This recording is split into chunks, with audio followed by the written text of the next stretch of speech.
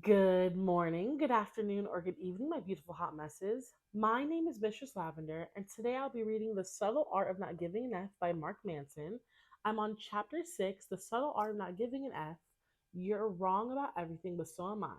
I'm starting at page 128, and if you don't know where I'm at, you might as well click on episode 1. But if you do know, let's get ready. But that certainly makes them feel worse, not better. They see others getting promoted over them and they feel slighted.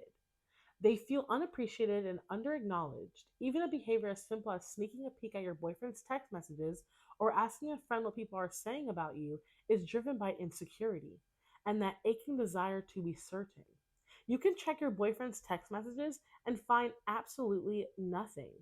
But that's really the end of it. Then you may start wondering if he has a second phone. You can feel slighted and stepped over at work to explain why you missed out on a promotion.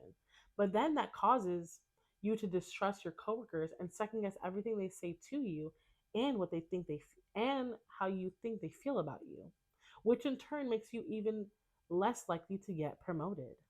You can keep pursuing that special someone you're supposed to be with, but then with each rebuffed advance and each lonely night, you begin to question more and more what you're doing wrong. And it's in these moments of insecurity, of deep despair, that we become susceptible to an insidious entitlement, believing that we deserve to cheat a little to get our way, that other people deserve to be punished, that we deserve to take what we want and sometimes violently. It's the backwards law again. The more you try to be certain about something, the more uncertain and insecure you will feel. But the converse is true as well. The more you embrace being uncertain and not knowing, the more comfortable you will feel in knowing what you don't know. Uncertainty removes our judgments of others. It preempts the unnecessary stereotyping and biases that we otherwise feel when we see somebody on TV, in the office, or on the street. Uncertainty also relieves us from our judgment of ourselves. We don't know if we're lovable or not. We don't know how attractive we are. We don't know how successful we could potentially be. The only way to achieve these certain things is to remain uncertain of them and be open to finding them out through experience. Uncertainty is the root of all progress and all growth. As the old adage goes, the man who believes he knows everything learns nothing. We cannot learn anything without first not knowing something. The more we admit we do not know, the more opportunities we gain to learn. Our values are imperfect and incomplete, and to assume that they are perfect and complete is to put us in dangerous, dogmatic mindsets that breeds entitlement and avoids responsibility. The only way to solve our problem is to first admit that our actions and beliefs up to this point have been wrong and are not working. This openness to being wrong must exist for any real change or growth to take place. Before we can look at ourselves and prioritizations and change them into better, healthy ones, we must first become uncertain of our current values. We must intellectually strip them away, see their faults and biases, see how they don't fit in with much of the rest of the world. To stare our own ignorance in the face and concede, because our own ignorance is greater than us all. Manson's law of avoidance. Chances are you've heard some form of Parkinson's law.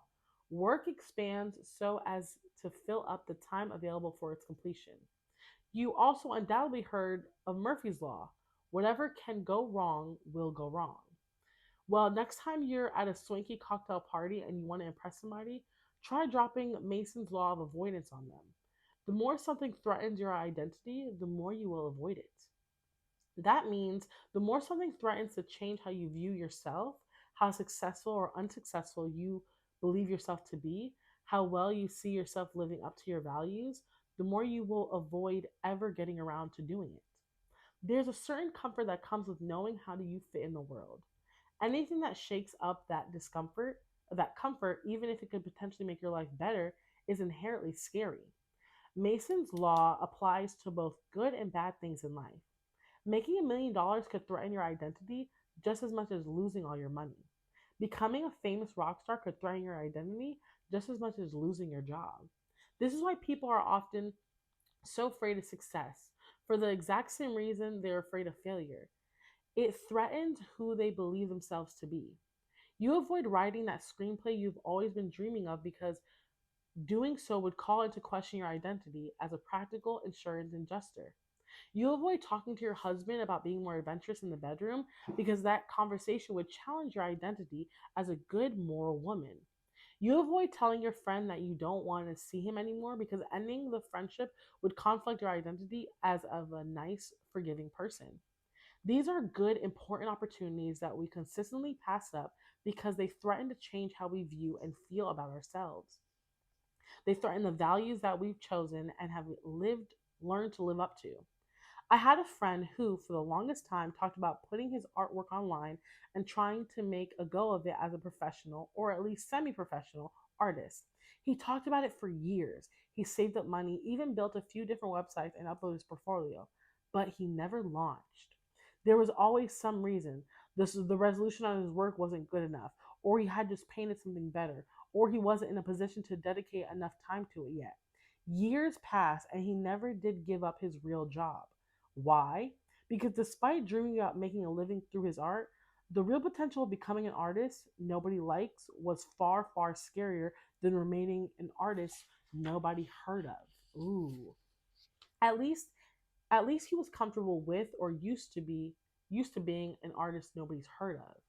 I had another friend who was a party guy, always going out drinking and chasing girls. After years of living the high life, he found himself terribly lonely, depressed, and unhealthy. He wanted to give up his party lifestyle. He spoke with a fierce jealousy of those who were in a relationship and more settled down than he was. Yet he never changed. For years, he went on, empty night after empty night, bottle after bottle, always some excuse, always some reason he couldn't slow down. Giving up that lifestyle threatened his identity too much. The party guy was all he knew how to be. To give that up would be like committing psychological harikiri? Question mark? We all have values for ourselves. We protect these values. We try to live up to them and we justify them and maintain them, even if we don't mean to. That's how our brain is wired.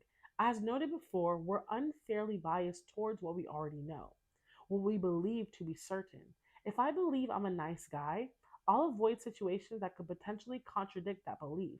If I believe I'm an awesome cook, I'll seek out opportunities to prove that to myself over and over again. The belief always takes precedence until we change how we view ourselves. When we believe we are and are not, we cannot overcome our avoidance and anxiety. We cannot change.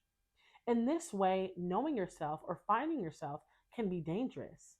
It can cement you in a strict role and saddle you into uncertain, unnecessary expectations. It will close you off to inner potential and outer opportunities. I say don't find yourself. I say never know who you are because that's what keeps you striving and discovering. And it focuses you to remain humble in your judgments and accepting of the differences in others. Ooh, K yourself. Buddhism argues that the idea of who you are is an arbitrary mental construction and that you should let go of the idea that you exist at all. That the arbitrary metrics by which you define yourself actually trap you, and thus you're better off letting go of everything. In a sense, you could say that Buddhism encourages you to not give an F.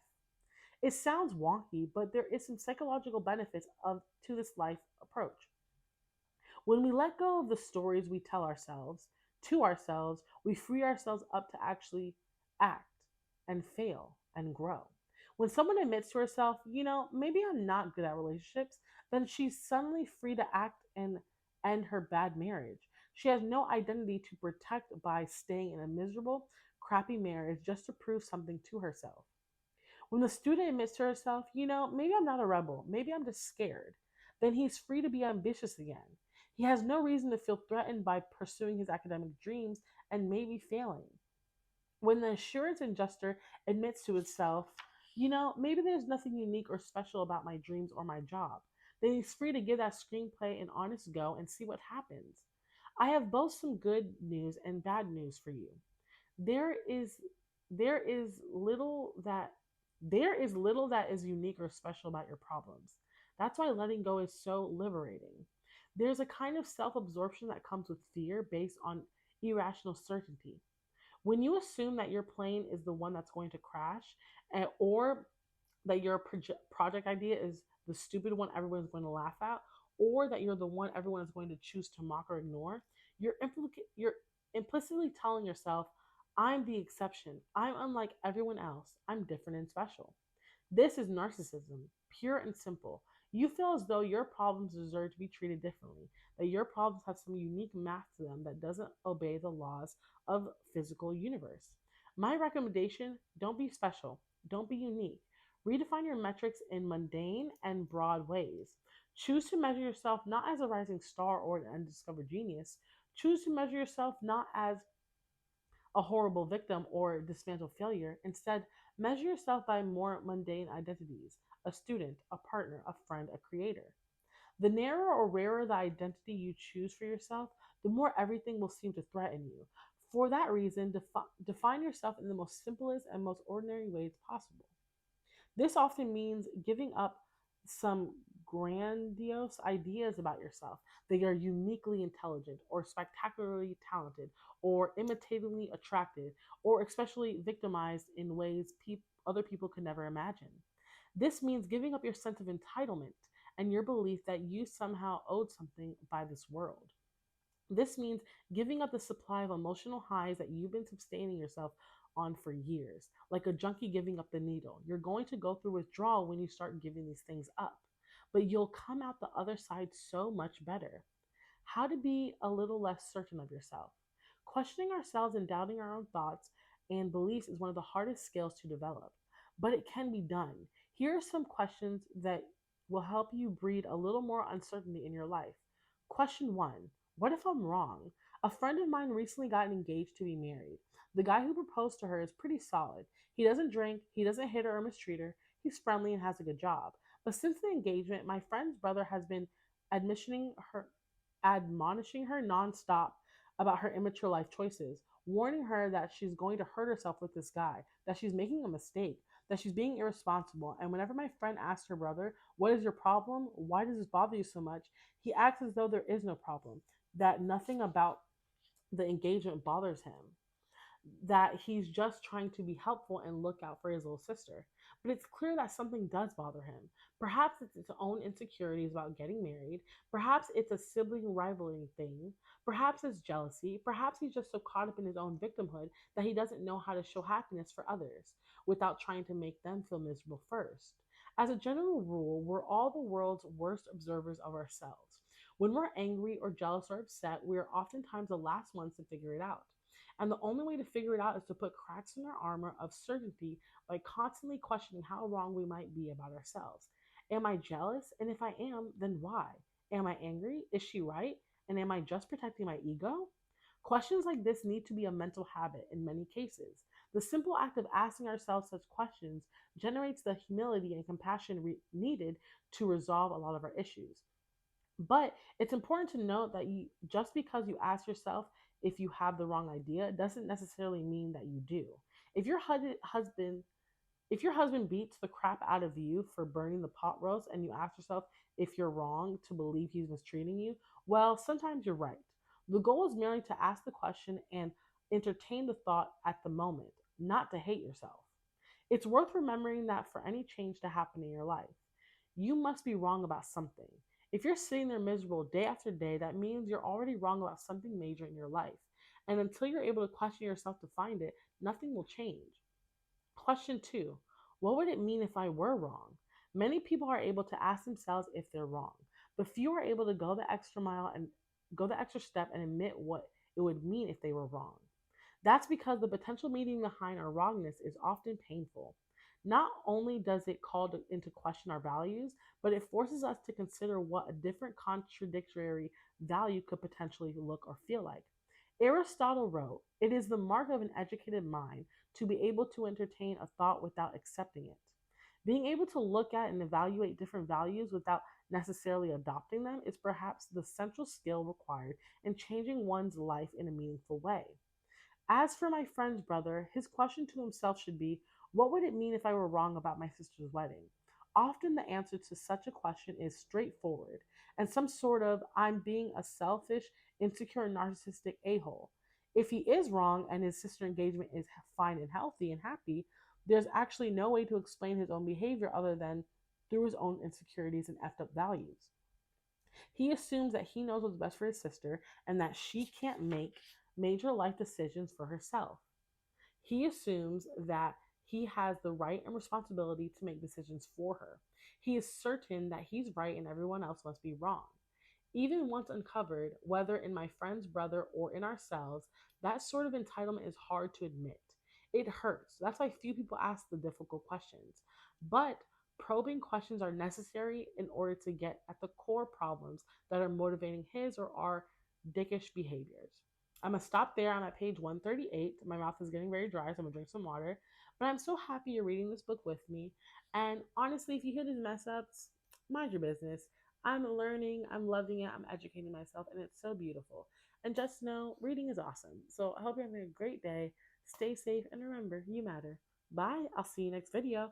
I just stopped at page 138. I'm going to start at question 3. What question 3, would being wrong create a better or worse problem than my current problem or both myself and others? Bye. See you next video.